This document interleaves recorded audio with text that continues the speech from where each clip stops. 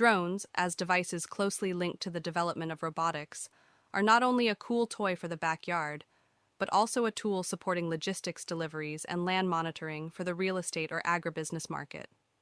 A drone is small, inconspicuous, and makes a lot of noise, but it is fast, versatile, and useful for various sectors of the economy. Aviation has long been a vital component of national defense. The recent clash between Israel and Iran during the 12-day war showed the enormous potential of the Army in the strategic use of drones.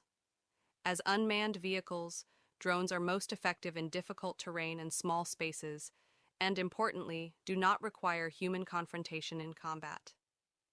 The characteristic, loud, irritating sound of drones causes PTSD in many soldiers and terrifies entire units. They may seem like small toys, but they are strategically dangerous. The first drones for the Air Force were developed in the 1930s. Regional Denny, a complete amateur with no technical education, created the first drone model, Radioplane 1. The inventor wanted to sell them to children. Their construction was based on wooden frames powered by a piston engine, and the entire structure was controlled by radio communication. Regional Denny decided to build slightly larger models and, with the help of an investor, donated his invention for training purposes to the U.S. Army's anti-aircraft units. The huge amounts of money generated by investments in the arms industry have directed production towards the use of carbon fiber, which is light and durable, and more advanced materials.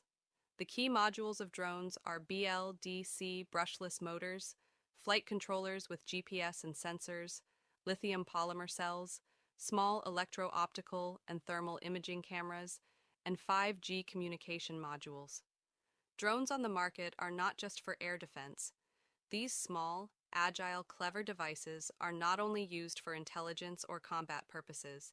They are used in land surveying, monitoring high-voltage power lines and wind turbines, which is of great benefit to the energy sector. A large part of logistics in China uses drones to deliver takeout food orders. Unmanned ships will be a trend in future medicine, especially in the face of an aging population and a growing number of retirees. They will enable the collection of biological samples, the transport of drugs for people with mobility problems, and improve the delivery of small medical equipment. I don't know whether to go down the path of visionary thinking and imagination when considering drone ambulances, but perhaps this would be a good solution to complement the work of traditional ambulances in non-life-threatening cases.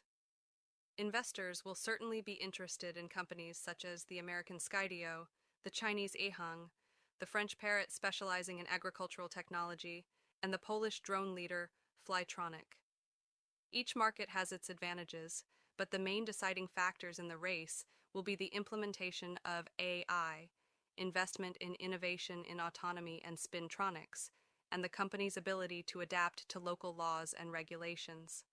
Political decisions, especially in terms of EU versus US regulations, influence the shaping of the market and the development of the industry.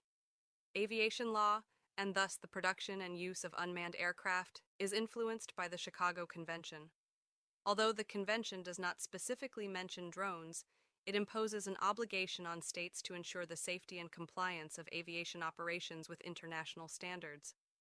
The International Civil Aviation Organization, ICAO, has established the Remotely Piloted Aircraft Systems Panel, RPASP, which has developed the Manual on Remotely Piloted Aircraft Systems as a set of standards and recommended practices. Drones operating outside internal airspace are subject to procedures for obtaining overflight and transit permits. Responsibility for accidents and incidents lies with the country of registration of the drone and the country over whose territory the incident occurred. 3 European Union regulations from 2021 are worth noting, namely those concerning unmanned traffic for U-space, i.e. the concept of airspace infrastructure, together with its legalization for the European Community, as established by the EU Commission. It enables the automation of drone flight management in cities and industrial areas, but also introduces reporting obligations, dynamic zone management, and integration with traditional air traffic.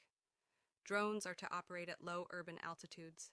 This requires the creation of information service specialists to ensure that drones are visible to each other and to traditional aircraft.